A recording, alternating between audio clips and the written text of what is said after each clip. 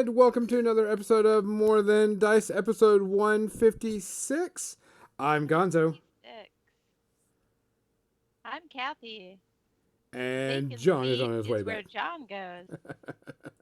Which is not back yet. And I gotta fix my camera on this one. This one is. Also, I'm not actually reading Color Out of Space right now, and it is also not 3 p.m. Central, so I'm going to change that. Thank you. I'm gonna fix your picture on this too, Kathy, because you. Why can't I edit that? And I'm John. A day late, dollar short. Sorry. I emptied the ice cube tray. Needed to refill it. Gotta keep up the work. Gotta be nice. You empty it, you fill it up. Yep. Type thing. So, like I said, today's, if you're on the pre-ramble, today's going to be a hodgepodge day. We're going to talk about a few different subjects. We're going to talk about some video games. We're going to talk about some of the GameStop news that's going on. I'm going to be working on a miniature. But before we do that, let's go ahead and get our business out of the way. We want to thank Metalhead Minis, Lynn, for hosting our stuff and for selling our things that we have out there. You should see a link pop up every so often to our products, which we have dice, measuring widgets, so on and so forth, many multiple things. She also sells our Warfare Weekend because she is my other partner in that. The dice and everything from Warfare Weekend, which we are on a go for right now. Whether, we're just like everybody else in the industry. We are a go since we're in November, but if it doesn't work out, it doesn't work out. Then we got to thank Tectonic Craft Studios, Dan the Man, which has gifted us some product to give away. And the Muse on Minis. Thanks to them for hosting our files and helping us get it out to everybody, which you can find us on all platforms out there, no matter where you are, and no matter what RSS feeds that you want to try to program you use to get our RSS feed. And we are a creature creator, so you'll see us paint some of the models. Most likely Kathy will, more than me. Although I do have some models because I will be playing a little bit of Judgment once the new rules get You have finalized. some Creature Caster models that eventually here I'll be painting with oils at some point. So, John, do we have any tributes this week? Cloris Leachman. Which, yeah. I mean, she was what, 98 or? Survey says 1926 to 2021, so 94, 95? There's 94. Most Magic is quoting 98. IMDb says 94. Oh, punch it out. Either way. Very close to 95.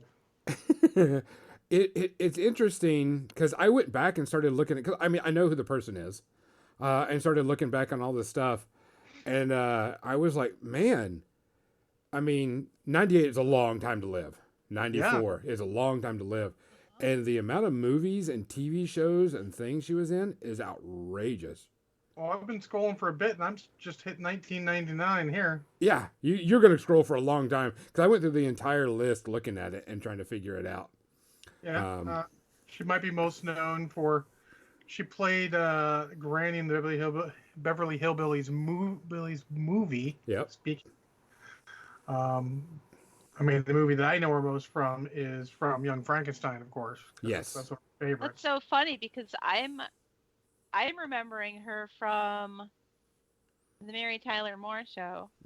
Another good one. And The Facts of Life. The Facts of Life, yep.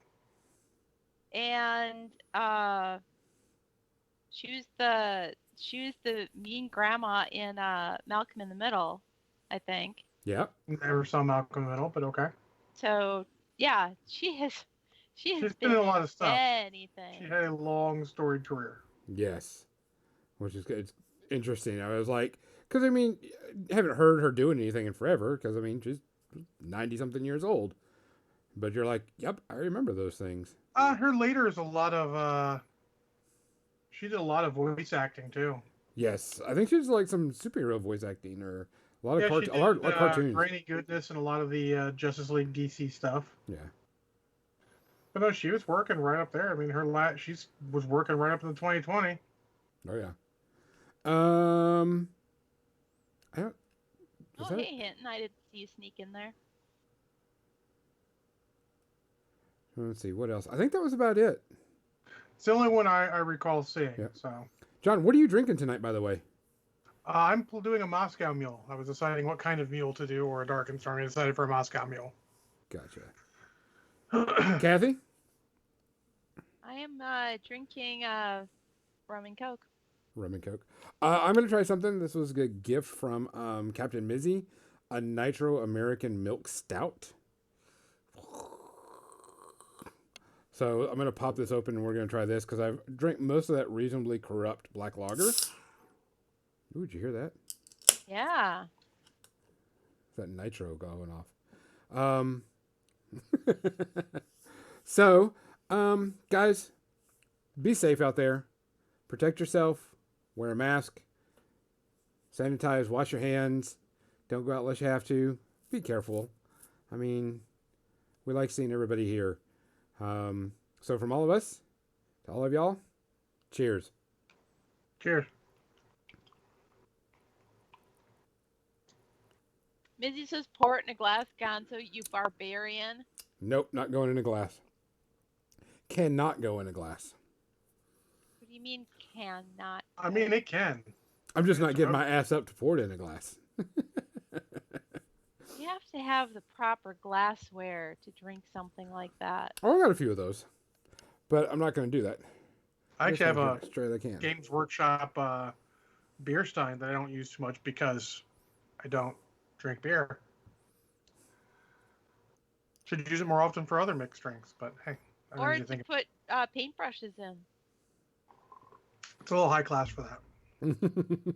So? So let's see. Saying? I know, right, Captain Mizzy? Blasphemer.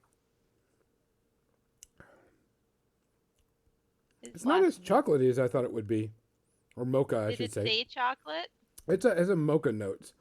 Usually when stuff is like a mocha or a chocolate or What do mocha notes sound like? mocha nuts, Mocha notes. You said they Oh. were notes. What Oh. do they sound like? they sound like I think I think of mocha more as like a coffee sort of Yeah. It doesn't have flavory that- rather than chocolatey. It's smooth. I mean, it's not bitter or anything, so The milk stout. So it's okay. It's not bad. Definitely this black lager definitely would go really good with pizza. And definitely would be good with like seasoning meat and pouring over meat would probably be really good because it's got a really good bitter. Other than that, okay, let me go and switch over to the camera. For my Joe, meat the- Harris salty, has not a bitter. recommendation. Oh, I recommend you watch this seasonally. Recommend you watch for the seasonally Ovila Belgian style Abbey Quad with plums. Nope. You said plums. I'm done. Nope. No plums. Guys, does that mean you don't like plum wine? Nope. Mm-mm. Oh my Seriously, no God. plum brandy, I my can't God. stand the She's taste of stout, plums. isn't she, Kathy? no Slivovitz.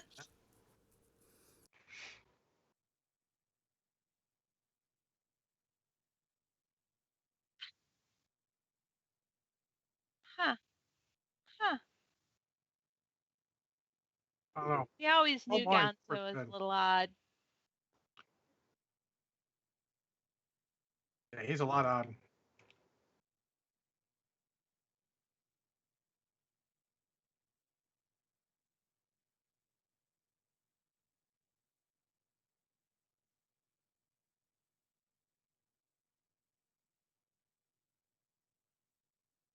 How about now? Should work now. Yeah, I got it. So here was the original. And there is a line that got cut right through here. And it was a little bit sized and I had to fix it. And of course there was a foot issue that got flattened because of there wasn't a support on there. I went back in and checked the supports and there wasn't a support on that foot. Huh. Excuse me, beer. And so I reprinted it, and of course it's going to be completely washed out because of the white, because I used white resin. And I fixed the foot. I got to do some little bit of shaving and everything underneath here, but I haven't primed it yet. But I made it a little bit bigger, and I've got this big old hunk of right here that I'm going to have to pop off, which I realized that it attached. The resin got attached right here to the leg, so I got to fix that, the support. So I did a print, and I printed off the frog. I wish it wasn't so. Let's darken this. Frog. Frog monk guy. Let me turn down my lights for a second. That's too dark. Turn your brightness down. Oh, turn off your light. Oh, we can see that much better, actually, yeah. And so I'll turn it back on whenever. But he's flying on this cloud, and he's got a monkey holding an umbrella and everything. And this one turned out really cool. I mean, I love that. Yeah. Doesn't everyone need a monkey holding an umbrella? Oh, yes. Yes. So, turn my lights back on. I printed another model because I was a patron to another group. And Kathy showed me this one, and it was from White Werewolf Tavern. And this was, they did like an undead this month. And so this is a Wraith model that they did. Pretty legit. It's got a cool little book over here. A base. I had to print, it's the head is a piece. This arm and this sword are a piece, and then this arm is attached. Yeah. So this arm and the sword are one piece. The body is one piece. The head and of course the base is a different piece. So I printed this off and I figured I'd paint this. I want to do some dry brushing on it and then kind of rust it up type thing too. So other than that, I was going to do, like, my thought is the bottom part, I'm going to do like that glow blue. So it's ghostly. The cloth, I want to do purple. Dry brush everything metal. Do like, glowing eyes and a glowing rib cage, which is going to be hard. But oh well. We do's what we got to do's, right? Uh-huh. So. I'm posting a link in the chat. Of For the their what? Patreon. Gotcha. Yeah. But I imagine that they have stuff up on what's the My Mini Factory. Yeah, My Mini Factory. Yes. As well. Yeah, because they have a bunch of werewolf stuff. So yeah, I saw it and I was like, I bet Gonzo would like this. I'm doing another one, which is the Vold. I'm printing him right now, but it's going to take quite a while to print him. It's at least 3 printing jobs. Haha, Mo says I'm still waiting for 3D printing to get to where I could just plug it in and walk away like a paper printer. Once I will say this: once you get it set up and you've got it calibrated and everything's going good, and you subscribe to these Patreons that have their models pre-supported, it's pretty much that's what it is. You can just slice it, use whatever program you're using, slice it, stick it in there, and get it going. But like I said, the big issue is you've got to get there first. Once you get there, you got to do the tweaking and everything, but it works. All right, so let's go. Let's do a first dry brush of dark silver. I will use the Pro Acryls dark silver that they got. I'll probably take off the little. Banyan, I'm pretty sure everyone knows that you're kind of a fan of werewolves. Oh well, he's not gonna get anything. I don't know what he thinks he's. Wow, that's hardcore. That's like Denied. Second most Denied. I heard this week. Even I'm getting werewolves, but then I've always liked werewolves too. I don't think I'm gonna do this. Ever since I was a child. Silver, and then we'll just wash it.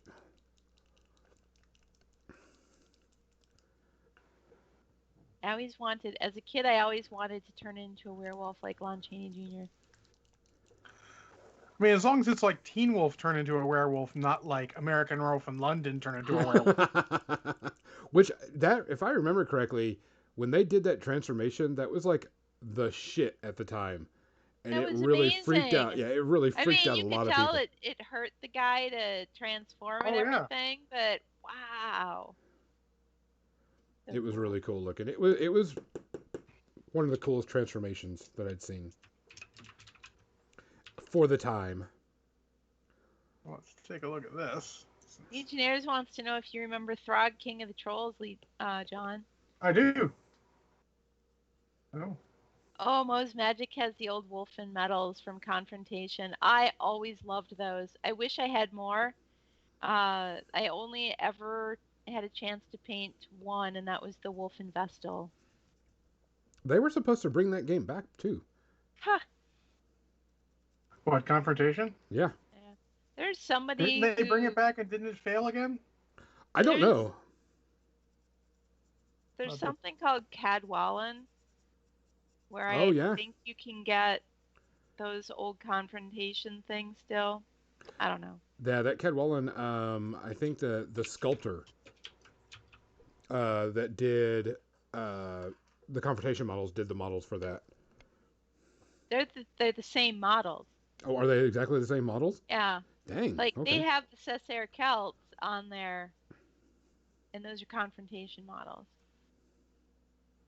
I thought that was just like they used the same digital sculptor or something or whatever. There was no digital sculptor back then. Yeah. That's true. Why, back in the olden days, Back in the old. old days, Gonzo, we didn't have digital sculptors. People had to do that shit by hand. it was all Oh, all like clay. Fimo clay and green stuff and stuff mean, like that. It was beautiful. It's a beautiful When Jess thing. Goodwin came over once for one of the U.S. Games days, he was sitting in the bunker cleaning up a 3-up of a model that he was sculpting. Everyone was like near him, but not close enough to get into his way. But they're all just like trying to see what's going on. It was like, all right, that's cool and sad at the same time. Someone fucking ask him a question or something. Host Magic says, "Come on, screw the pooch on the whole Confrontation thing. That would be cool, mini or not, or CMON, or come on. You know, Wait. Hold on. is that your shocked Cool face mini or I see? not, Is that your like, shocked face I see, screwed John? something up. I am shocked and appalled that such a fine company would mess something up like that. Well, yeah, I don't know who. I thought they were just redoing it as a whole company and they were just going to redo the entire thing. No, I had their yeah. Diomedes Industries. Yes, they're all loading the chat. Yeah, you guys are all loading the chat again. I Cheers. can only think of what she's gonna say if I end up, streaming some MechWarrior online. It'll be with no Kathy content. Just, can people handle that? And there's just Dices. Hey. How are you guys tonight? We did some cool stuff with Confrontation for a bit, but it was always a weird state of their models were good, but their painters who put that they painted them up so they put the cards in were so much better than you could expect anyone to be. People got so upset.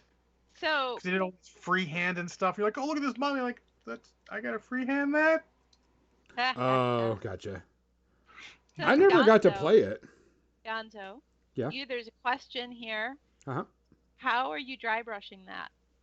I am taking one of my crappy little brushes. That's just like a Walmart type brush. I'm using the Pro Acryl Silver, putting it on my crappy palette because it's just going to be doing it. And what's the base color that you have on the model? Just primered black. Okay. So yeah, primer black, Vallejo. dry brush Not that. Vallejo. Stynylrez. That Sorry. silver. Yeah. Stynylrez airbrushed on here, which is kind of my go-to. It is a metallic silver, Dio. Yes. It is, yes. It is a metallic silver. I like dry brushing metallics on metal. That's one of my It works really well using dry brushing metal over black. Or so if you're doing silver over black, it works great. If you're doing a gold, dry brushing that over a dark brown base is really cool. So yeah. So yeah, I'm gonna get the dry brush. And then you can throw washes on it if you want. Yep. This sort of effect is what I used to love, like metal models with chainmail texture because you could paint up most of them so quick. And they look so good. Yes. Look like this is great. Tabletop, awesome. Yeah. Yeah. That says you could easily be done with that after this effect. Or, yeah, like that and a little bit more touch-ups here or there. You could just be jobs a good one. Yeah, you could even, if you felt like it, throw on an even lighter silver just on a few parts, but it's really, not necessary depending on what you're looking for. I wonder if you could do that with like a Stormcast, just heavy dry brush the silver on a black, do a little bit of touch-ups, cloak and all that, and Bob's your uncle. Yeah, I don't see why not. Or if you want the gold Stormcast, do a dark brown and then gold dry brush, and then you could do little highlights in that. And this is what I learned out of a white dwarf. Using silver as the highlight for your gold, as your lightest highlight. Yep. For gold, that was the mithril silver as the final little touch. Mithril. Just in a few areas, though, not like you're painting over everything. You just painted in gold. No, like even not even all the edges, just like the corner where there's like a point on the edge. You do it there. Yeah, just a little line highlighting. Yep. I mean, I don't care where this goes either. That's a good thing about this. Is you do your metallic dry brush all over the whole thing wherever you know there's going to be metal, and if you get that metallic paint on, like the part you want to paint cloth and stuff, well, you're just going to be painting the cloth color over it. It doesn't matter. Yeah. Yep. It's a lot harder to fix if you paint the other parts first and then do your dry brush of metallic, because dry brush is messier. It's a messier sort of a technique. So you definitely want to plan the order in which you do these things. And it's a good basic technique. It may be one of the best because you can do a bunch of dry brush, put it aside, then come back and go like, well, I want to paint this part. You paint it, you're like, cool. I want to paint this part because it looks good at every step, and then you start adding more parts, so it looks better and better. Yeah. And I know that there's people who people who want to paint better than tabletop, who will say, but dry brushing leaves these, these sort of texture marks or these little chalky things. But if you glaze over that, if you do a little bit of thin glaze over that, it gets rid of that. Well, even if you just wash it smooths it out. It smooths your transition out. So you can save time and do dry brush and glaze over it and still get a nice smooth transition. Well, yeah, it depends on what you want. If you're looking for, more than tabletop, obviously you want to do another step above that. Yeah. But don't shit on the dry brush. Is I'm telling people that there is always room for dry brushing on a model. Not in every case,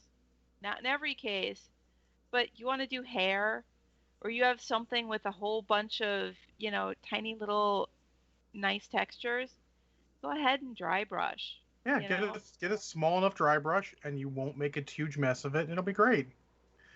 Don't look down on painting techniques. It's really an underrated technique, and there's a lot of people that get kind of snobby about, using dry brush on a higher quality paint job, and there's absolutely nothing wrong with that. No, the thing is, I don't use dry brush a lot, but I like it for my metals. I use it all the time. I mean, it's even good if you just prime the model and want to see where the detail is, for Christ's sakes. Yeah, absolutely. The quick zenithal highlight. It's also a good highlight at the end. Like, I just washed all of the metal and stuff on my knight, and maybe when I'm done, I'm gonna go and maybe dry brush some of the metallic parts, just bring it up a little bit on the edges. It's easier trying to edge highlight, and you get that even at just boom. I just want to just brighten it up and I'll get a little pop on it. Yeah, I use a dry brush technique, even if it's not technically the driest of paint, and I'm not doing it exactly like some people picture dry brushing should be. I'm here to tell you, It is a completely valid technique no matter what level of painting you're at. You could be painting your Golden Demon entries, and it is a valid technique. I like the way it as long, looks for metal. So use other techniques along with it, but don't discount it as a beginner technique. Especially, I mean, you're painting a model. Yay. You know what I'm saying? Who cares like, how honestly, you do it? The way it's coming out on the flat portions of your armor is even giving it a cool effect where some washes and all could really just next level that and make it look weird or awesome. Yeah, because I'm going to take a null oil, or because I don't think I have a good armor wash, but I think I'm just going to take some null oil and just. Well, hey, Sarge says. How you doing tonight? Makeup brushes, dry brushing is cool too. Yeah, makeup brushes for dry brushing is fantastic. No streaky marks. Almost looks airbrushed after glazing. Yep. Okay, a little spoiler of what I've been watching this week. I watch a lot of videos of people restoring models and toys and all, and they use a makeup brush with all sorts of powders and all that and do just great little effects on stuff. It's really cool to watch those. You learn a lot of little things about stuff. Yeah. I mean, I was speaking more to, and I know not everybody is, I just want a basic tabletop paint job. Not everybody is I want my 3-color minimum while they're out there. And I'm speaking to the people who want that high level paint job.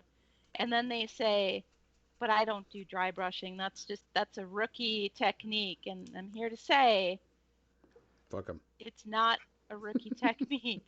Rookies can do it, but that doesn't mean that everybody else shouldn't do it. Well, I mean, because I'm gonna do some null oil over this, but like where there's like a rivet, I'm probably gonna do like a little bronze dot because that'll make it kind of sit out and pop out. But like I said, I'm definitely gonna do like some rusting on it and like some creases and everything just to give it more texture look to it. Plus, I kind of want to do some rusting look on it. Yeah, there's a lot of effects you can go from here. I mean, honestly, you could just take colored washes or maybe even contrast paints on what you've done and just have cool effects. The null oil is a little too dark. Let's see. What about a dark blue or a dark blue mixed with a dark brown? That's one of my favorite things to do is mix brown and blue for washes to get a dark color that's not black, because brown is really just dark orange, and you know that blue and orange are complementary colors, so they are going to make a nice dark, somewhat more neutral, or just dulled down dark color. So I have to just drop the color wheel on your asses without being black. Dropping the color wheel on them. Legionnaires, that's true. Some things rely on those bread and butter beginner techniques. You know what? And if it's a technique that works and is fast, just because it works and it's fast and it's easy to do doesn't mean that you shouldn't do it at a more advanced level. People like to think that the advanced techniques are this new magic thing that replaces everything. No, all the techniques you build upon what you've learned at every step to get more and more. There'll be a spot where you're like, oh, this is the perfect time for dry brushing. Let me go grab it. Boom. Now suddenly something looks even better because you're doing it. Or sometimes just like, I mean, I get it sometimes. I'm fucking done with this model. I need to finish this last bit. I need a quick highlight. Where's my fucking dry brush? Oh, yeah. Yep. I find that usually on hair, that's kind of my go-to thing. That and using the side of my bristles. I'll do it on a lot of stuff. Anything where I just feel like me trying to paint on a highlight is a recipe for frustration and pain, I go to a dry brush instead. So I'm taking that transparent brown that Pro Acryl has, and I'm going to take their transparent blue and kind of mix them together. Since you were talking about blue and brown. Yeah. I'll be right back. All right. I will also do the same thing with purple and brown too, depending on, what I'm going to be covering over.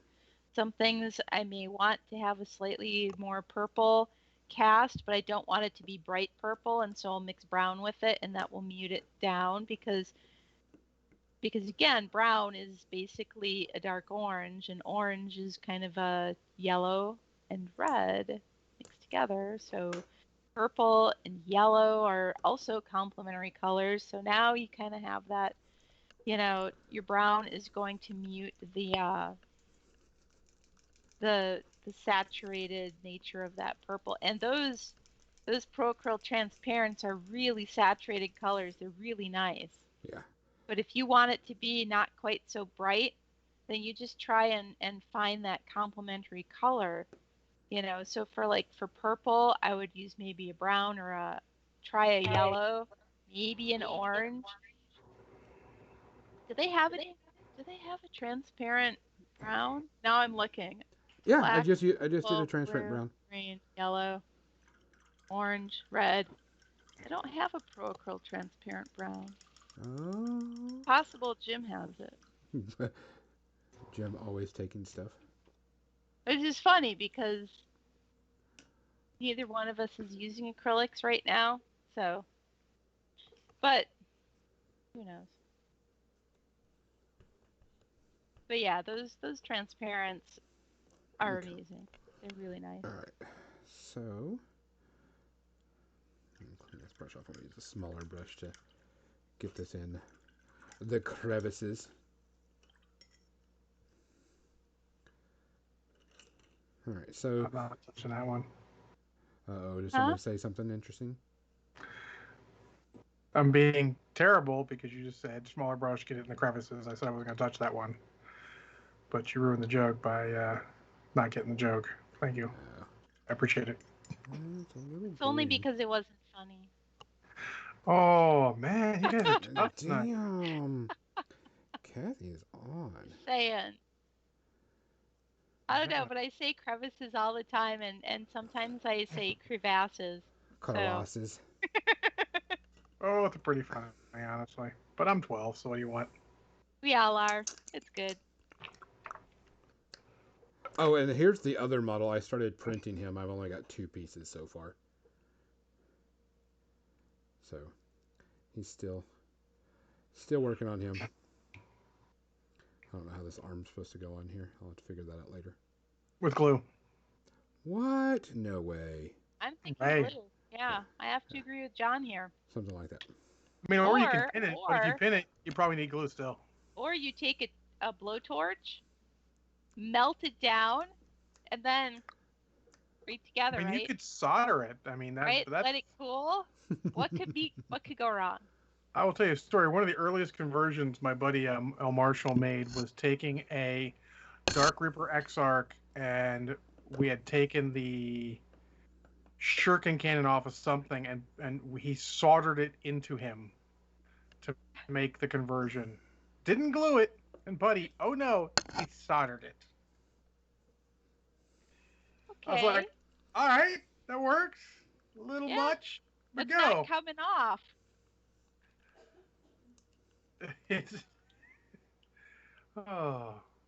But in the future, putty and glue is better. You don't need the soldering iron for that. Trust me. Legionnaire says, ugh, sometimes the right choice sucks to have to redo. I'm re-edging the bases on my Song of Ice and Fire starter. Re-edging them. Why are you re-edging them? I guess he painted them a color and didn't like the color. Now he's going to make it a different color? That's why I always just paint my bases black. The rims. Yeah. Base rims? Black. Kind of depends. So it's weird. Like if you get like a Malifaux, if you get a lipped base, a round lipped base like Malifaux or Privateer Press uses, I'll paint them black. If you get a GW style base, I might actually paint it whatever the main color of the base is, just because of that sort of immersion. You know, one looks like a game. Well, I got one right here. So this sort of looks like a game piece because, you know, it's got the actual lip edge. So it's like, oh, it's a game piece. Paint it black so it looks like a game piece. But some of them you sort of get that immersion because it actually has just a flat area around it, and maybe you might paint it that color. And I mean, that's handy. Sorry. Or you might paint it black anyway. I would say that I would get the immersion only if the surrounding army board, battle board or whatever, or the terrain that I always play on is also the same color, or the movement trays are the same color, Yeah. But if it's just like I don't know. I always, and I don't know when this started, early on when I started painting minis, I started just painting them all black, and I think of it as like putting a matte on a painting. Yeah. I mean, it's a very personal thing what you want to do with them. Some people do certain. It's not like painting it black is the only way you can do it, obviously. Yeah. But that's just how I do it. I know there's other people who swear by doing it just dark gray so that anything that's black on their model, it looks even darker, which I suppose is valid too. Sure. Now, when I painted Carl, Mr. Carl Thulu of Accounts Receivable, I was specifically given a color of paint, a bottle of Vallejo paint of a certain color, so that it would match this guy's every other model that he's painting for his army. So in that instance, I painted it this dark gray color. Yeah. Well, it's a very personal thing. Like when I first started playing War Machine and Hordes, I was very taken aback by painting the base arcs and shit on a model. I was just like, it took me out of the game a little bit because you've got these very harsh markings on them. Eventually you get over it, but Yeah. Now, when I was playing Blood Bowl, I had my orc team. All of my black orcs had one colored checkerboard base. The base rims were checkerboards of like red. And my blitzers all had white checkerboard base rims. So you can easily tell everything apart quick. Yeah. And my linemen had a different checkerboard color. And everybody had a checkerboard color different based on what their position was in the game. I was going to say because Kathy had too much time in her hand and really wanted something challenging to do on the rims of her bases. Well, yeah, we could go with that. I mean, I wouldn't like to paint checkerboard a bunch of anything, and you're painting them on the rims of bases for an entire team. That's impressive. That's Kathy though. Kathy's. Checkerboard's not a difficult thing for me, I guess. I don't know why. Well, I like to paint plaid, so. Yeah. Fair. I feel like I could paint checkerboard, but it would have to be. I don't know how I would do it, honestly. You almost have to do tape, and that's like a pain in the ass. No, you'd be able to do it. It'd be fine. Now that you've got those glasses things, those magnifier things, I bet it would be much easier for you. Probably. I actually painted an almost straight line down the back of my knight, too, because right on its carapace where between the brown and the blue hits, I'm like, let me just do a black line along there. It'll help so much more. And it's those little things that helped super differentiate the two sides. Once you get the pattern down in your head about what a checkerboard is going to look like, then it becomes easy. Tic-tac-toe your grid, fill in the squares. Exactly that. The thing I'm looking at painting the checkerboard on, though, is the side of a car as terrain for Marvel Crisis Protocol to make it a cab. Oh, do the cabbie. It seems like an exercise in... I got it. I can't be expecting all that. You'll be fine. There's times where I have painted a checkerboard that is so small that my checkerboard isn't even really squares, but it looks that way. It looks that way because it's such a small scale. It tricks the eye into going, oh, that's a checkerboard. But it was really almost just dots. Me and my boy Sam Hardesty used to tell people that we're painting Epic, and we would tell people, like, it's easier to paint Epic models than it is to paint 40K scale models because you can trick the eye with little stuff. You know, like it doesn't have to be a perfect shape. Your mind's gonna try and make it fit what it thinks should be there, and as long as you give it the vague outlines, it'll get that. That's really that's a theory for all freehand designs. Anytime you have a pattern, your mind is going to fill in where if you make any flaws, like there's one part on one that's not exactly the same as that part on another one, your mind is going to fill in all that stuff and make it work. Yeah. You guys see this little thing I did for my night? That's I mean, it's super basic, but it'll work, right? Yeah. That's good enough. I might do some more with it eventually, but I even tried the lines on it to make it look like the certain parts of the lines were going over the other, but it just didn't. You couldn't make them fine enough. I couldn't make them fine enough. Someone else may be able to, but I was like, no, that doesn't look good. I am not going to spend a ton of time looking at this more, so... It all depends on how much time you want to spend. I did pinstripes on a Malifaux model. It was, what's her name? Of the, I'm trying to, no, there's no way I'll remember it. Anyways, it was the leader of the all-female band that had the dancing doll marionette things. So Colette the Blah. Yes. Thank you. I knew someone would know. I mean, I still know. Well, it's I'll be honest. Our resident. Not Brushhead Dave spent a lot of time talking about Malifaux at lunch on Saturday, enough that I had to be like, I have to go somewhere, Dave. I will talk to you later. So, yeah, Colette Dubois and the Showgirls was one of my factions.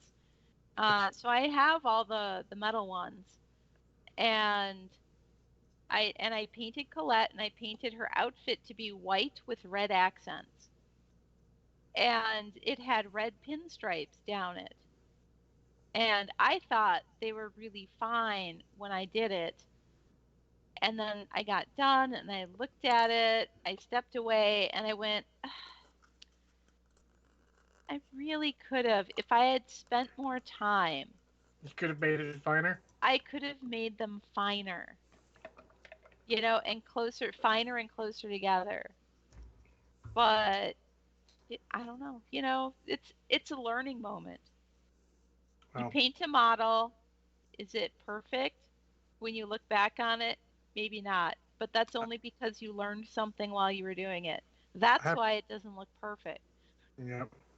I have at least 2 versions of all the Colette models in my Malifaux box of shame, which is not that big, actually. But, yeah, Legionnaires, the new Explorer Society models do look cool. Not Brushhead Dave is very interested in them. He's going to buy them all, which is good. Because, you know, this time a year ago, he was not sure he would buy more models for Malifaux, so it was just 2 of us playing. But now he's like, fuck yeah, I'm buying some models. That's cool. He would never say it in that tone of voice, though. It's just not Dave. It's not Dave. I missed that game. There's nobody here that I could play it with. I don't have a game store around me anymore. I really enjoyed it back when I did have a game store where people played it. It's just surprisingly fun, and they keep trying to do stuff to make it, you know, not super complex and still fun. I mean, there's some fuckery. Every game's got its own brand of fuckery, but I don't think it's my Malifaux pile of shame is super, super shameful. I do have a bit of Malifaux here. Yeah. I got a box somewhere. Hold on. I bet my pile is not as shameful as Mo's, though. I got this box a while ago because it was on sale, like half price because it's old models. Is that more Ten Thunders stuff? Yeah, more Ten Thunders stuff. I've got a bunch of stuff because people like give it away, and I have it. I've got some sort of guild bullshit over there I got to take care of too. I don't know why someone thought I would play the man. I'm definitely the kind of guy to play the man. It's called... I never thought I would, but I really enjoyed playing Lady J and the Death Marshals way back in first edition. Yeah, but that's like... God, like, political, not political. Not political. That's just like, you know, fucking just... standard Western whoop your ass type of justice served there. There's a couple models in there I like, but I just never, I mean, I am shock of shock, an outcast man at heart, but I They do killed like a lot of the. I'm Oh yeah, so out Nicodem's of dead. touch. Yeah, there was a big online thing where you vote for Nicodem or Lady Justice, and whoever lost would die. I guess That's you know so who lost. sad. I voted for Spoiler. Nicodem. I Nicotine. voted for Nicodem, so because Damn. it's me. Well, they did that with the most recent edition. They have actual storyline things where, Nicodem is dead. They found out certain people were infiltrators for another organization. So some of the dual faction people are single faction. Um, what's his name? Ramos, the head of the miners and stevedores unions, in jail. They actually advanced some storyline. It's interesting. Feels a lot like Legend of the Five Rings. Just they don't do as grandiose a thing. They take it a little slower. Yeah, McMorning's no longer in guild. They kind of found out that he was, not on their side, so to speak. Yeah, Hinton. I haven't played since the beginning of second edition. I played demo games of second edition at Gen Con when it was released, and I liked it. And I got the book, and I got the the sword chicks. The Victorious. And yeah, and I painted. Well, I primed them. I built fun bases for them. I started getting them painted, and then I didn't have a game store anymore and nobody to play with, and I never played again after that. Yep. Funny thing is, That's Victorious right. is where one of my second crew, and I actually didn't put together the second edition models for them because I hated the aesthetic because they went uber punk with them, and that was not really my thing. The thing that bothered me about the Victorias is the one standing up was one scale, and the crouching down one was a smaller scale. Yes. Like you could visibly tell that it was a smaller scale, and that just bothered me. I actually mounted it on top of a barrel that I had made. I made a barrel out of Sculpey, and I put her on top of it so she would be taller. Yeah, well, they've actually replaced those models again. Oh, have they? Yeah. Well, they didn't. I think some of the themes that sort of went through visually changed again in their mind. So they's like, yeah, no one really dug the punk Victorias. They didn't really fit. So I also made them more Western again. Yeah, I also thought the one who was wearing like just a vest but without anything on underneath. It was like this open vest, and she didn't have a shirt or a bra or anything underneath it. And I was like, this lady needs a bit of a shirt here. So I green stuffed a little bit of material in there. And then another one, she was wearing a negligee. She was wearing a little nightie with a little thong underwear, and I was like, fuck that. So I just put a little green stuff around the upper thighs and made it look like she was wearing cutoffs underneath it. That's And a much then better I one. did not use the bows. I just filled in the little notch in the back where those bows were supposed to glue on. I was like, I don't want bows. So yeah, there was a bit of conversion, a small bit of conversion that I did on mine. I still have the metal ones from the from first edition. I'll buy the third edition ones eventually, but I mean, we ain't playing much of them, and I got a bunch. Yeah. There's so many cool masters in that game I want to play. And obviously I ain't have time for it right now. Plus, I want to play other stuff like Legion, but we'll see when all this gets better. Yep. Terra's super cool. I like Terra. I actually drilled the hole in her chest, so it is actually a hole all the way through her chest. Most as I stopped when they announced third edition. That's too bad, Mose. It's third edition is actually a lot better. They clean up a lot of stuff that need to be cleaned. It's a very clean. I would say it's probably at this point one of the best games out of the box. Like you just get your get one crew and a rule in the rule book, and it's a really good game. It plays very well. I think the only thing that challenges it effectively would be Marvel Crisis Protocol is really good out of the box. And then next level would be sort of Star Wars Legion. The rest of the game sort of need more and more support as you go through them. But yeah, Legion, it seemed like the appropriate thing to do with the Terror is to drill the hole through the chest. I have the Nightmare Edition one because it was my birthday and one of the guys was getting rid of it. He's like, "Tell you what, John, I'll give it to you for the same price as the regular box set because it's your birthday." And I'm like, "That's a hell of a deal." Done. I did like the universe of the Breach, and I thought it would be cool to play the RPG, but I haven't actually laid eyes on the RPG. Oh, I have the first edition of the RPG. I backed it on Kickstarter, and we played it once at El Marshall's place. Had a fun time.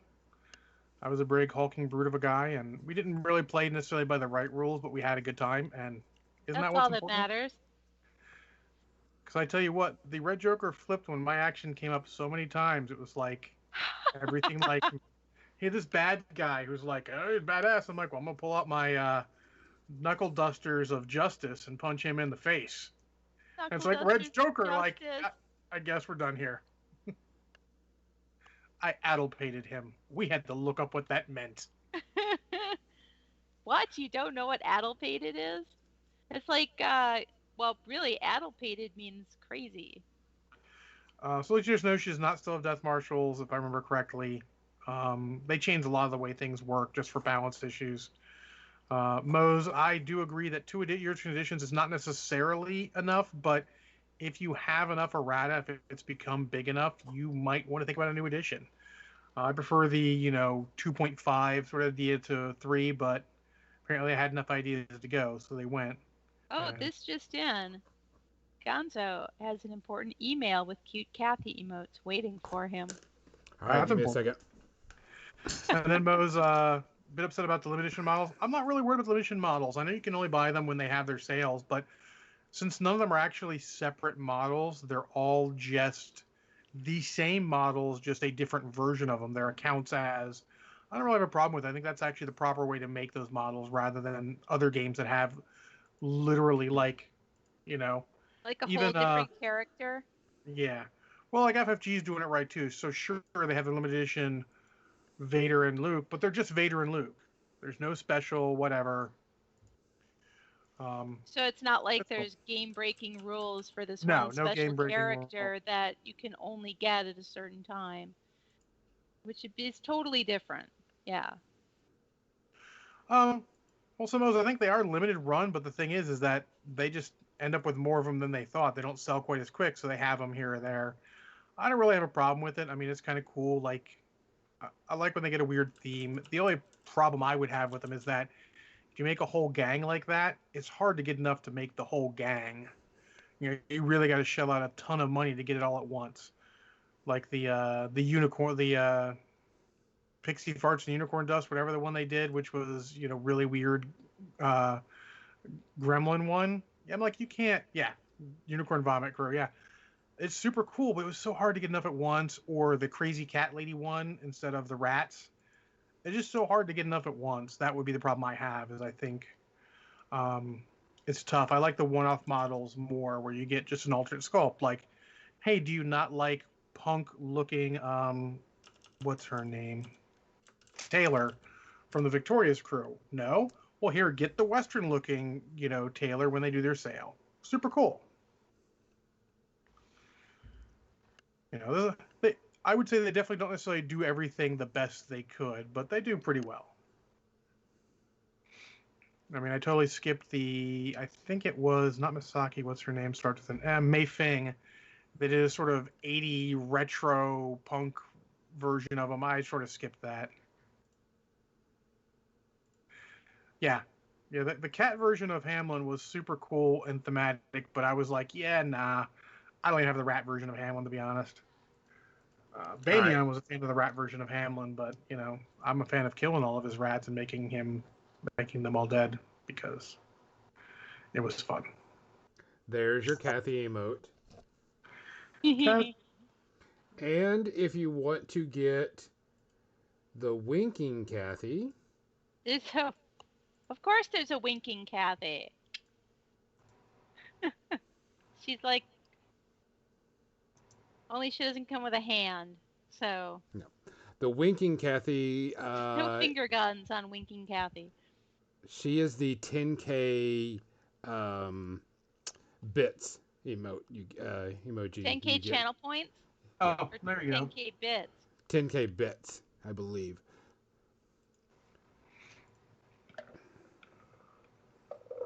I want to. I don't even have, as funny as this seems, because I spend so much time on this podcast as More Than Dice instead of as Kathy. I do not even have 10,000 channel points. Is it channel points or is it bits?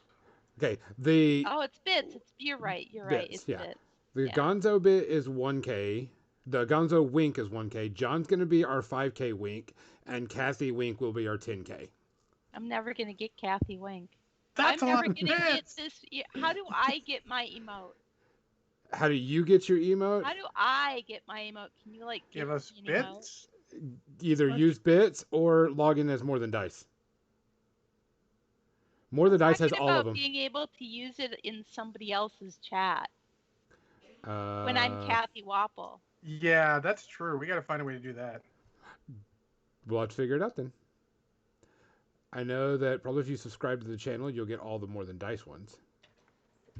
Oh yeah, I should do that, shouldn't I? Hold on. Yeah, because the Kathy, our tier 1 is just our microphone, me, and then you. I'm working on John's emote.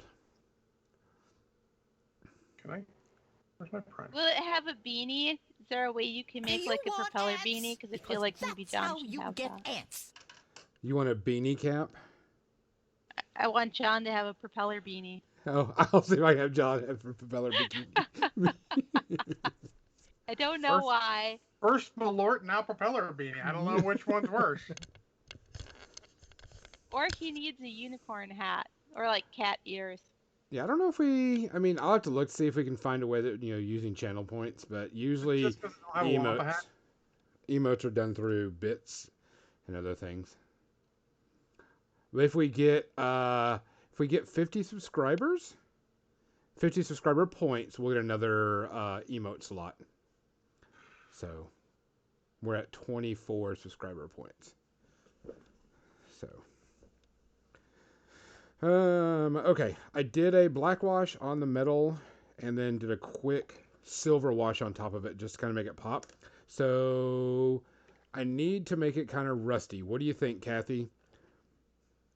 A rust wash. So find a color that looks like rust. Agrathurtian? Well, or is that too brown? It'd make it look dirty. I mean, it's a good. I would not even use a wash. Or maybe I would mix something in with my wash. If I had Agrax Earthshade, I might go like Banyance's orange. And I'm thinking like if you have a sort of darker orange, something that's a paint that looks like a rust color. Maybe like Rise of Rust. And mix that with your wash. I got that burnt orange. And mix it with your Agrax Earthshade. Okay. To thin it down and use the Agrax almost more like a medium. And then just dab it. Yeah. Into some of the recesses. Not just slather it over the whole thing, but just dab it. Yeah, where I want the rusty look on it. Yeah. All right, so I've got this burnt orange from Acrylic. And let me make sure that this is I don't know what color that burnt orange from Acrylic is, but I don't know how bright it is. So, Banyan, the splatter brush technique is an interesting technique, but not really right for rust. That's not how rust shows up. Now, stippling can be a thing you can do for rust. Well, yeah. I've seen some really cool, heavily weathered things. This burnt orange is very rusty looking. Stippling. Oh, sure. Yeah, it is very rusty looking.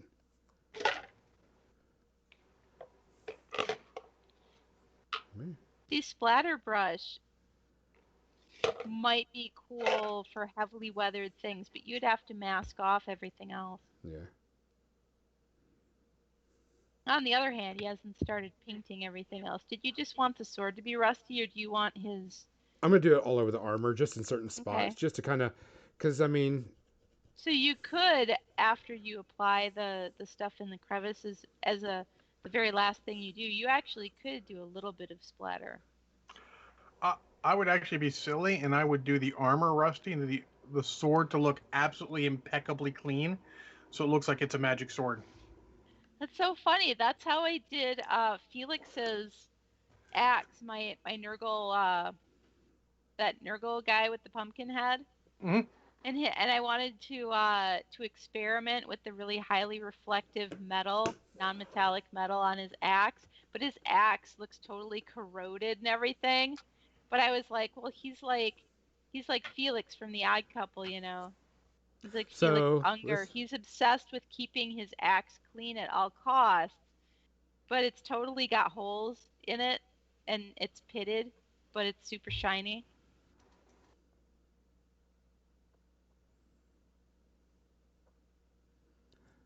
So how about I do like... So if I was going to wash it into some crevices for a more targeted approach, I would use a smaller brush. Yeah, I'm just kind of... I wanted to see what it would look like, just kind of like dabbed on. Yeah. It is pretty orangey. Once you want to get it down into some of the crevices, then go for that smaller brush. Yep. I'm just going to thin it down some more. Is it too opaque, are you finding? No, it's too thick. It's not going to like kind of thin. It would, if I use use the smaller brush, it's going to be painted instead of, getting into the crevices and stuff, I think. Yeah. Yeah, you definitely, when you're doing something like that, where you just want a little bit of paint and a bunch of wash. Yeah. So I'm going to wash it down. Where's my medium? Well, you know what time it is. It's the media section time. Already? Damn. Yeah. It was that or it was time to get ill. What's the time? It's time to get ill. I don't have any medium. I have no idea. Oh my god, Kathy. You don't need medium. You have wash. I don't have medium either. I got extra large. Actually, 2X. Technical. You just put a few dots of your orange into use your Agrax Earthshade as a medium. Yeah, it was just wasn't working the way I wanted. Let me get some of this rust on here, but I have some video games to talk about, so we can go with that. You can also throw a little water in it to thin it down too, or just like water your brush a little bit. Yeah, that's what I threw some water in it to try to get it a little bit more.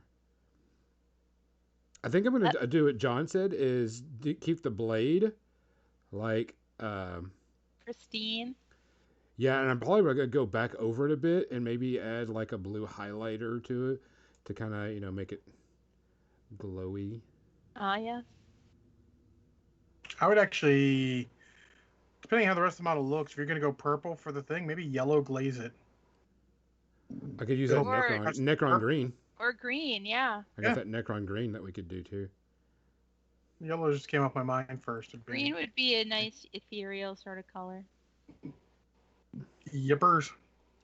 Need to thin it out some more. And okay, so sort of the yellowy green, so So this past week, I was bored and I was like, "Hey, I want to play a video game."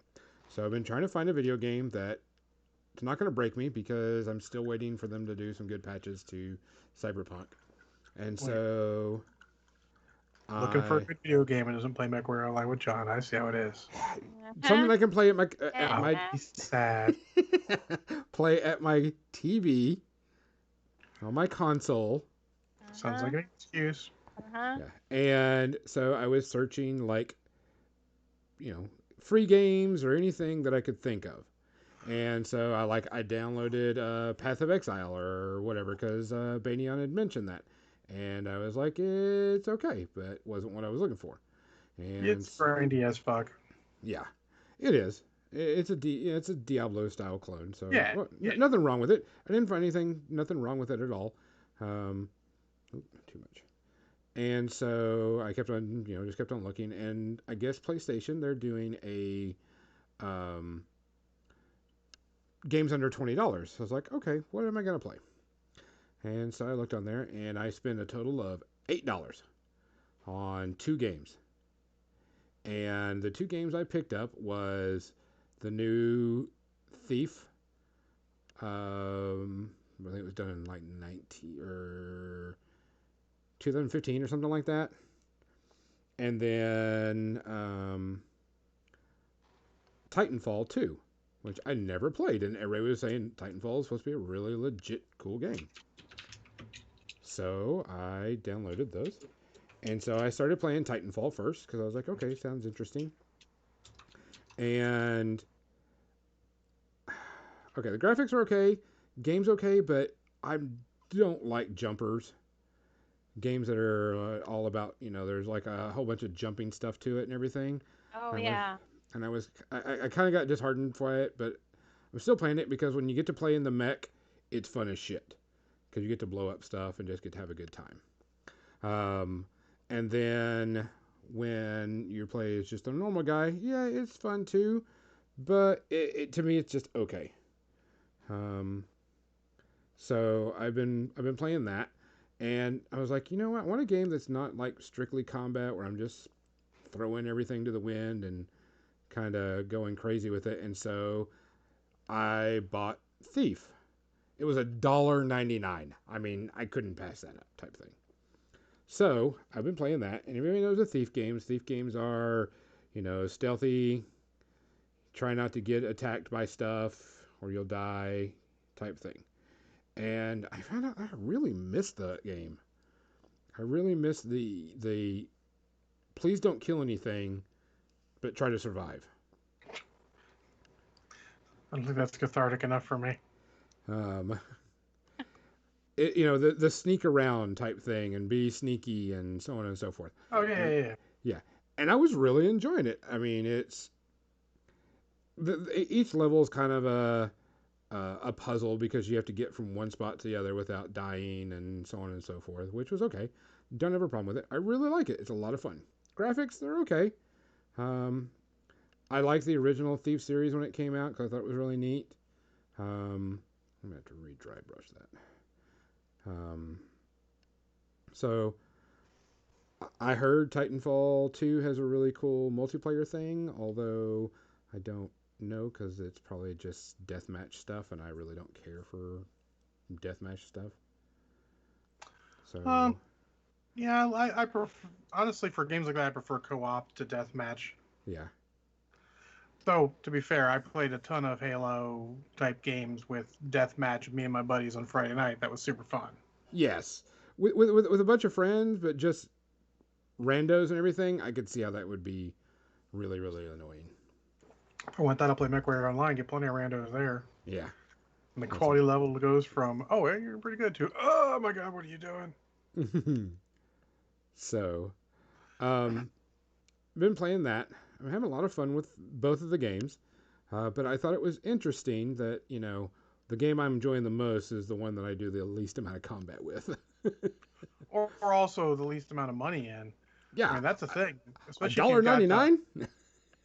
Well, you got PlayStation Network, Xbox Live, whatever. You've got Epic Games or Steam, whatever you've got. They all have games that are discounted and or maybe free. Yes. I tried quite a few free games, and I've still got a free game that's sort of like a cool puzzly type of weird world thing that I haven't even started yet. But I'm, eventually I'll decide I don't want to play MechWarrior Online and I'll play that instead, Especially now my schedule is going to get back to normal. So, I mean, it was just interesting that I really liked it. And, of course, the palette of the game is all grays and blacks because everything, you got to be in night and so on and so forth. But I'm having a blast with it. I'm having a lot of fun. I'm enjoying it. I'm going to be playing that for a bit and getting some stuff done. But there really isn't much out there in the video game world right now that's just kind of catching my attention. I do have my Demon Souls, but you got to be in the mood to play those type of games. Because they're... Is it like Dark Souls? Yes, it is. Then you got to be in a mood. Yeah, you got to be in a mood to play a Dark Souls game. And I was like, you know what? I like the game. It's a lot of fun. But I am not in the mood to play a Dark Souls game right now. I want Let's something get my ass whipped repeatedly. Yeah. That's some night to MechWarrior Online, too. Yeah. Let me grind through this shit to get the stuff so I can do it. I like how your rust is looking there. It's actually turned out pretty good. I'm probably going to do a little bit of dry brush over the top where I think I got a little too much on it, but it is definitely turning out rusty. And this is a little bit of Agrath Earthshade, burnt orange from Pro Acryl, and water. It's really making the metal look heavier, like it's giving it some weight. Yeah. It's actually turned out pretty decent. I saw this model, and I was like, when Kathy sent me the link, I was like, I'll see what they have for next month. Because, of course, they had werewolves, and, werewolves are okay, I guess, and stuff. But then I saw this. Awesome. But I was like, this would make a good, 40K model that I could use for Nightbreed. Yeah. Honestly, these all be great if you play Kings of War. Yes. Or Mantic, because there's no, use whatever models you want, just got to be the right kind. And so they have a lot of cool terrain and, unit filler type pieces, and unit fillers are a thing in that game. Yeah. So, interesting there. That's the one thing I've noticed, that even though, I'm probably not going to be using these models for much of anything, but I do play Kings of War, and I'm like, this is stuff that really would go good with Kings of War. I use it as a in the undead armies, or, I have my Vikings that I want to use for Army of the North. So I was like that, plenty of things that I could use this for. Cool. Well, Gonzo, what are you going to rate those video games real quick so we can... I'm going to wait to rate the Titanfall 2 until the end, because the story is actually getting really cool right now. Cool. Thieves, the story's getting really cool. I've only played a little bit, so it's not much. So I'm going to wait. But so far, I'm pleasantly surprised. I'm happy with it. I want to play more. And I'll give it a better rating later. But for right now, about 1 out of 5 space RPs. So enough that I'll keep playing, but I'm not, hopefully things will get cooler. Cool. Well, I didn't watch much shit this week. So Kathy, what you got? I watched a science fiction double feature yesterday. Science fiction double feature. And I started out with The Black Hole. The Black Hole? It's like my mouth. It was my first time. I can't believe it. You know how many times I've seen that movie? I mean, really, do you know? I don't know how many. It's a lot. Yeah, I don't. As I watched it, I was like, "How did I never see this before?" I don't know. I know it was on special cable edition for a while. VHS tin. I have the soundtrack. Come on, The Black Hole. It's my shit. I can't. I don't know how I didn't see it. We had cable. Yeah, I have no idea. So. Yeah, it was on Disney. So thanks, John. I was able to watch it. And I really enjoyed it. Now, and I don't have a nostalgic bond to it like you do from seeing it as a kid. But I really liked it. Lots and lots of nostalgia for that. The end. I'm pretty sure the last whole 5 minutes, I had this look on my face like,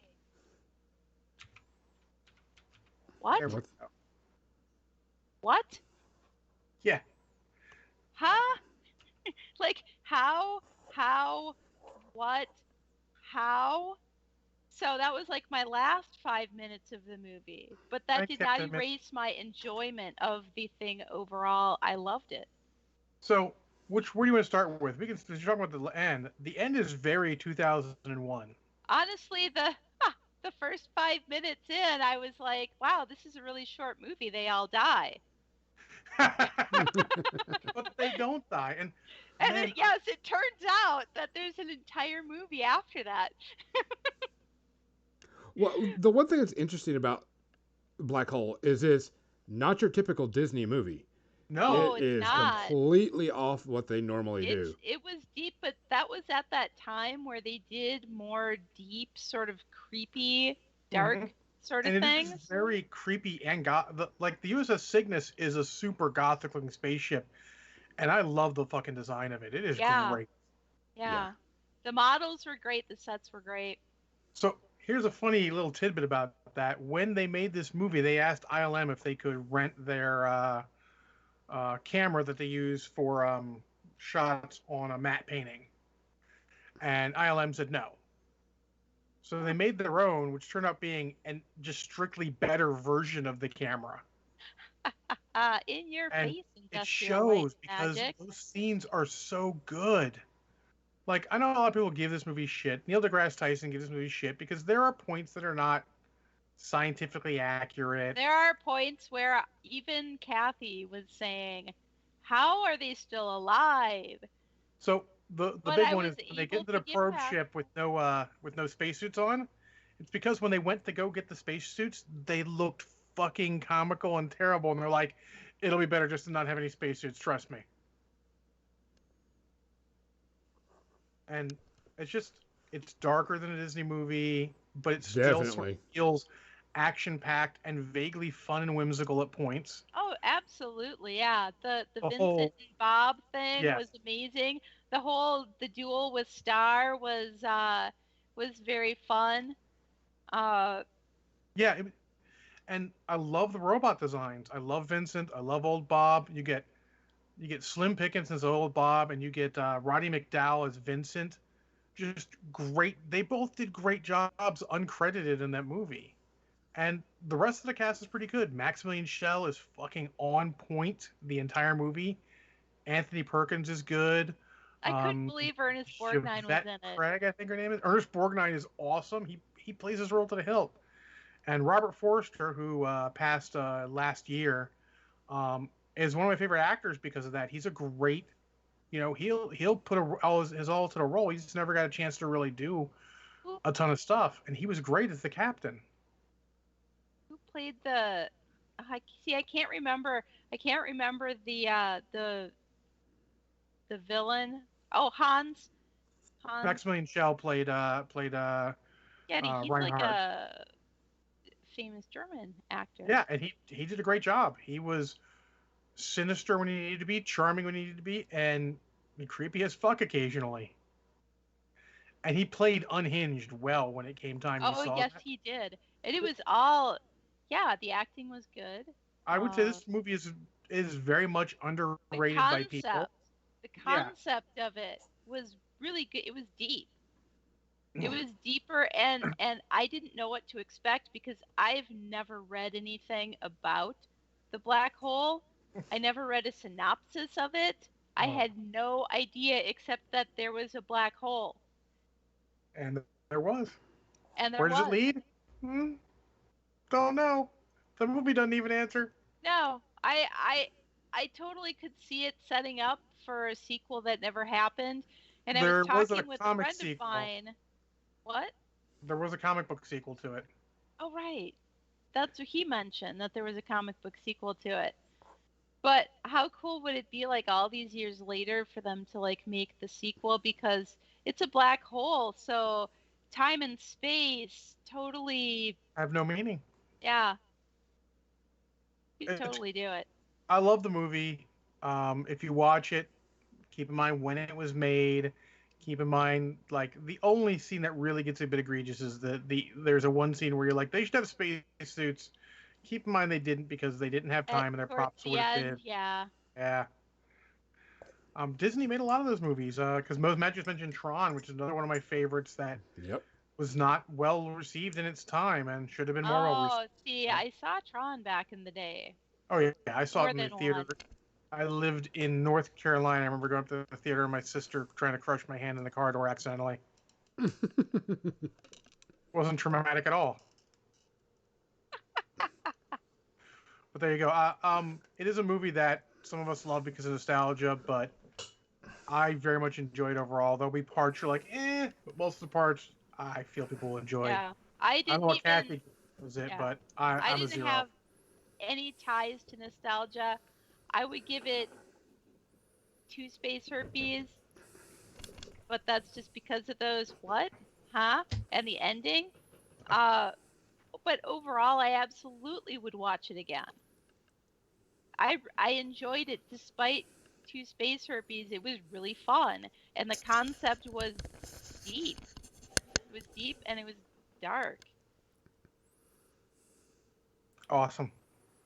You get another one. Let's get your second one out of the way before Gonzo. The second one I watched was Logan's Run. Oh my gosh! I've seen Logan's Run. I don't think my ex-boss John is listening, but that is his favorite movie. I have not seen it in a million years. Like, I remember seeing it so long ago as a kid, and I'm sure it was because my dad had it on TV.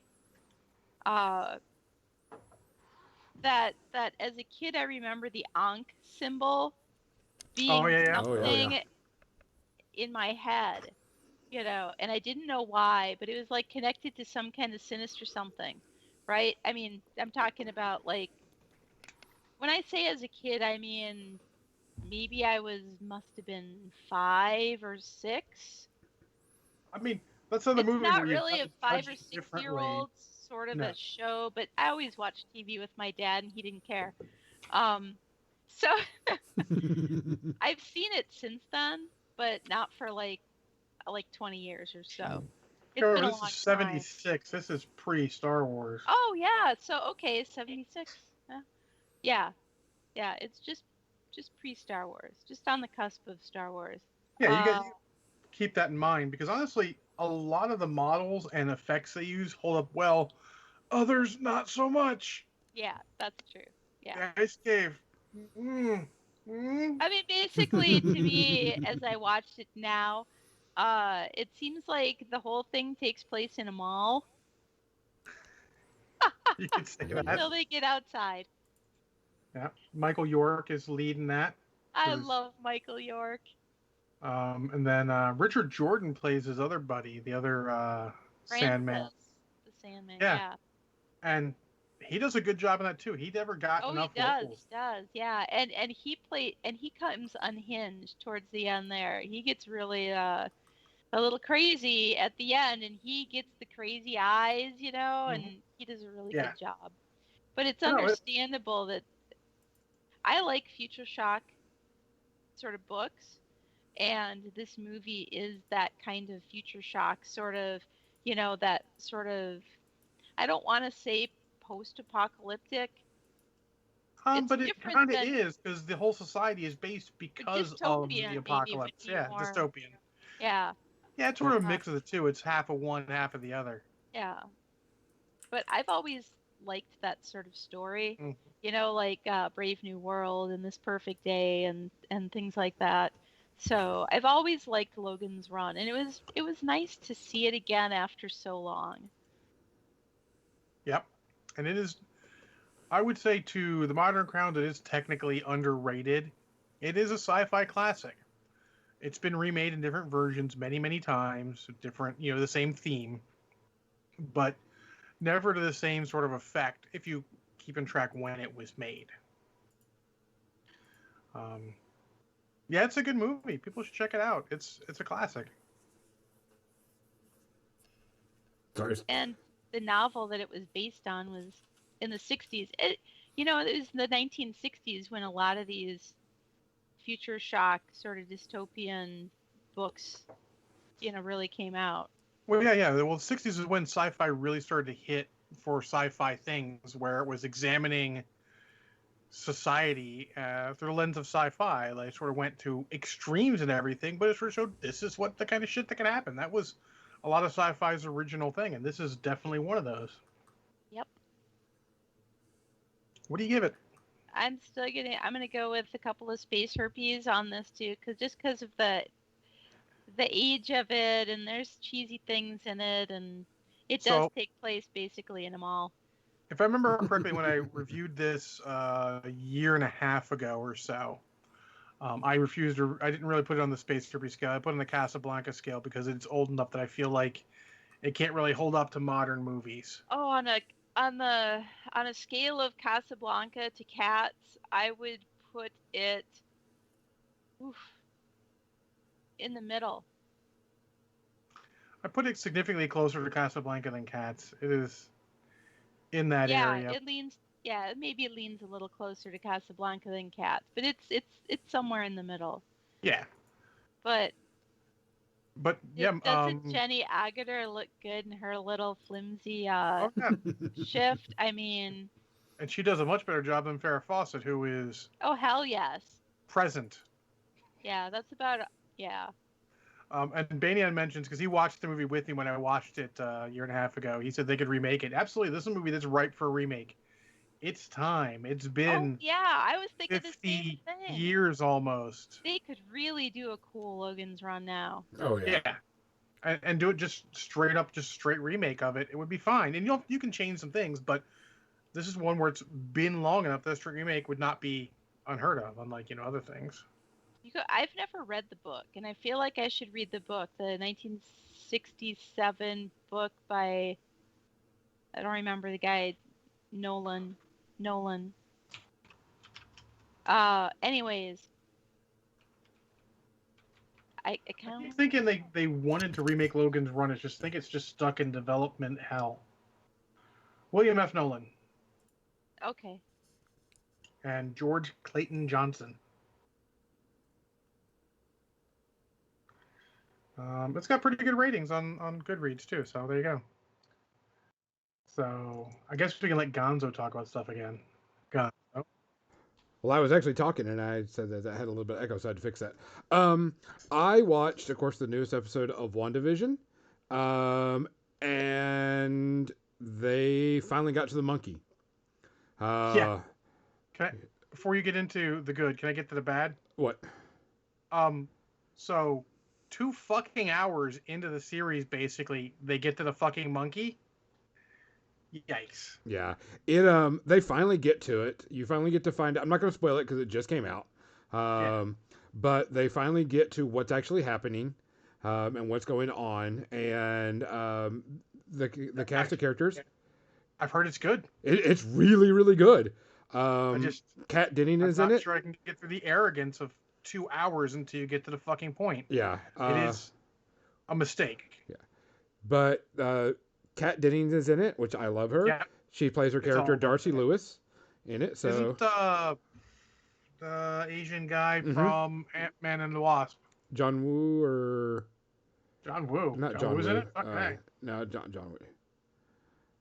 Hold on. Yeah, I'm forgetting his name. Yeah, he's in it.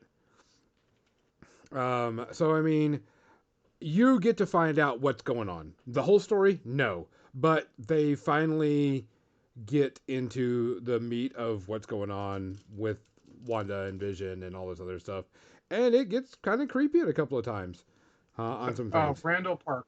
Randall Park is the guy. But it was actually really good. It was worth it. Did we need 2 hours? Can you just jump into episode 4 and go? I would say jump into episode 3 and go. Because episode 3 sets up for episode 4, and they refer back to episode 3 in episode 4. Okay, say so, but I'm hesitant because if you watch episode 3, they do a lot of callbacks on episode 3 and episode 4. Okay. So that's what I'm saying. So it would be something you would get the background a bit better. So would it be fair to say that they basically wasted an hour of our lives before getting to the fucking point? They could have shortened. They could have done the first 2 episodes in 1 episode. Well, the thing is, I look at it, and this is it really didn't need to be. Book your people and not like rest on your fucking name. Yeah, that's what they're doing. That's what bothers me. It's the arrogance of it. And Marvel isn't usually this arrogant. It's not like you're going to see us just because we're Marvel, but this is like you're going to see us just because we're Marvel, and we're going to do all this extra bullshit. And unless it comes back to fruition at the end, which I fucking doubt, they just wasted time, and that's a mistake. And hopefully they learn from it. I really think that they could have condensed episode 1 and 2 into 1 30-minute episode, and then 3 as episode 2, and then 4, references back to 3. 1 and 2, 1 was just playing off of way too much. 2, you get a little bit of spoilers, something's going on. 3, you're like, what the fuck? And then 4, you're like, oh shit. I did see that bit when Banian was watching it and I was eating food, and I did see the bit in episode 2 where they sort of went off that something was going wrong, but it wasn't strong enough to keep me down there. I actually ended up bringing my food upstairs and eating up here. Yeah, I haven't read all the Scarlet Witch comics, Mo's Magic, but I'm very in touch with what went on in a lot of those, and it's not my favorite storyline. It's kind of a crappy storyline, in my opinion, for some of it. The early stuff in West Coast Avengers was kind of cool. The later stuff, like House of M, not so much. Yeah. But personal opinion. I'm looking forward to the next one. Whether they go back to the sitcom stuff is to be seen. It's better now that you know that something's going on, and that's sort of the point. Yeah. If you hook people with something strange is going on early, you'll get them back for the next episodes. Yeah, we'll just have to see. Hopefully, it keeps on getting better and better. Yeah. Other than that, I'm happy, good with it. I watched other things, but we're running late. We're actually 2 minutes over, and Kathy's got to get her liquor on, and John's got to get his Mech Warrior on, and I've got to get my Thief on. I'm getting my what on? What? Your liquor. Get your liquor on. Holy shit, Kathy. She's got to have she's got that bottle of rum hidden underneath. John's taking a shot for you, Kathy. No. Once this is over, I go to the Pyro Club channel and I watch the last half of Harlan's Heroes, which is their Monster of the Week campaign. I mean, yeah, I'll probably go over to No Guts, No Galaxy TV on Twitch and hang out with Sean and the crew there for a bit. So that's where I'm get going. Laundry. Liquor. I didn't know where this is Banion. Oh, somebody had to make that joke. Thank you, Banion. Who are we gonna send y'all to? We should rate the Pyro Club. Is it all one word? PYROCLED? We should be following them. We are. Oh shit. We are. Yeah, we are. I got it. All right, guys. We appreciate y'all going. We're gonna send you the Pyro Club. They're gonna do some tabletop RPG, and we'll watch them. Give them a good like. Send them, tell them that you did it. Give some emotes out. Rate them. Have a good time. For More Than Dice, I'm Gonzo. I'm John. I'm Kathy. Good night, people.